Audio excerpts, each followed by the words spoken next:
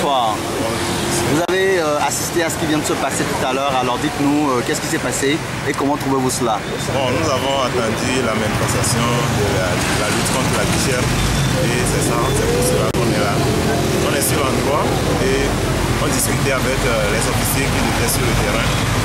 Bon, au même moment, un lieutenant est venu, et un colonel, il est arrivé.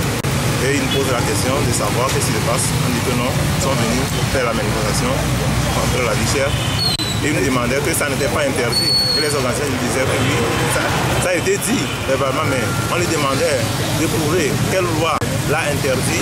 Ils disaient non, que cet endroit est stratégique. Bon, les autorités ne l'ont pas proposé l'autre endroit qu'ils devaient faire la manifestation. Ils avaient adressé une lettre aux autorités et sans réponse, c'est pour cela qu'on était là. Bon, et le colonel parlait avec le pasteur du comité, M. Sogadi, avec M. Acholi. Au même moment, on ne sait pas ce qui s'est passé. Il les a dit, et il a donné l'ordre à ses officiers de les amener. Ils ont amené le pasteur du comité, M. Acholi. En partant, M. Sogadi demandait, bon, on va où avec eux? Et à ce moment, il lui demandait est-ce qu'il veut aussi les suivre. Il dit non, qu'il veut savoir quel endroit.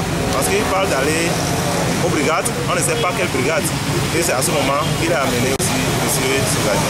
Donc c'est ce qui s'est passé. Mais moi je vois ça heureux et c'est pitoyable.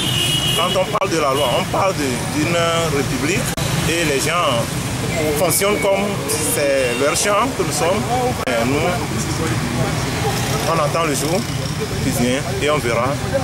On espère que la jeunesse va prendre ce destin à main parce que la vie chère ici au Togo, nous, on se trouve comme nous sommes dans l'enfer.